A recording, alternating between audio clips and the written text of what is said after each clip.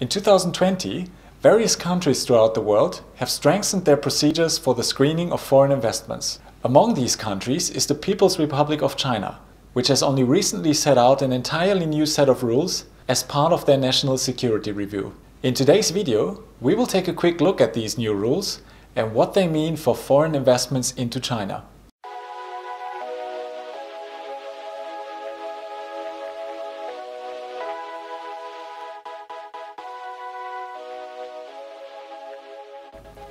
Until recently, the National Security Review in China was mainly based on two government regulations from 2011. But when China's new foreign investment law came into effect in early 2020, it clearly indicated that a new National Security Review system would soon be established. This new system was rolled out in December 2020 and will come into effect on January 18, 2021. So what does this new National Security Review system mean for foreign investments into China? The new system generally covers foreign investments that endanger or potentially endanger the national security of the People's Republic of China. This includes direct investments by foreign investors, including investors from Hong Kong, Macau and Taiwan, as well as indirect investments by Chinese subsidiaries of foreign investors, or even investments by Chinese enterprises in which a foreign investor only holds a minority stake. A high-profile case from 2019 showed that such a minority stake could be as small as 20 to 25%. The scope of investment activities that may be subject to the National Security Review is similarly broad. It spans from greenfield investments and M&A transactions involving equity or assets in China to securities trading and investments by any other means. Such other means could, for example, cover non-equity investments on a purely contractual base, such as control agreements or nominal shareholdings.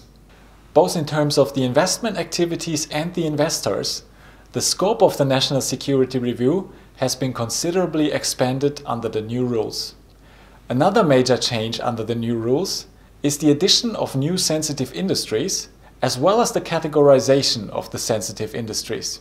Under the new rules, China's National Security Review now differentiates between two categories of sensitive industries. In the first category, which includes the military industry and any supporting industry or locations surrounding military facilities, the foreign investor shall proactively report any investment into the relevant industry or locations before making the investment. In the second category, investors shall report the investment only if it results in the invested entity being foreign controlled.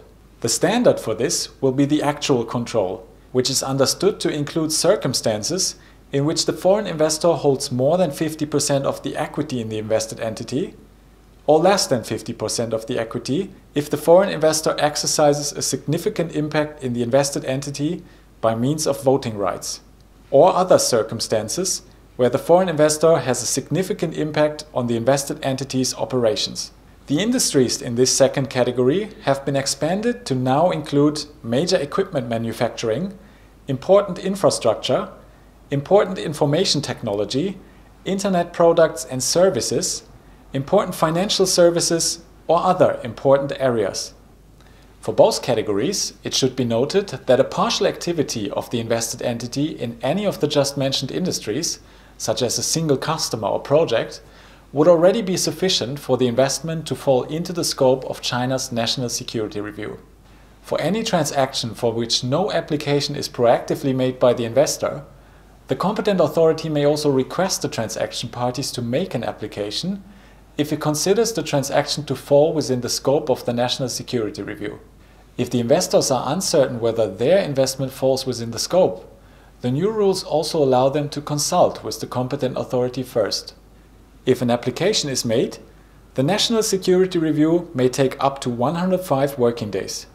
That is, 15 working days for an initial assessment on whether the transaction falls within the scope of the National Security Review.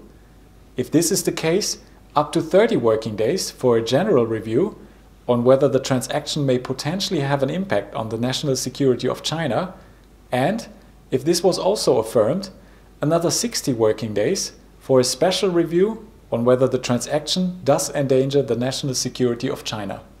Ultimately, The National Security Review may be concluded with a full approval, a conditional approval, or a prohibition.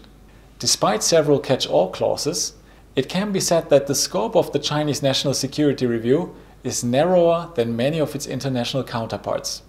Nonetheless, considering the potential duration and consequences of the Chinese National Security Review, combined with the fact that the Chinese authority is apparently not restricted to initiate a review even years after a transaction has been completed, foreign investors are well advised to conduct a thorough assessment on whether their transaction falls within the scope. Thank you for watching today's video. For more information on this topic or other China-related M&A issues, you may follow the link on the screen. Please also feel free to contact us if you have any questions.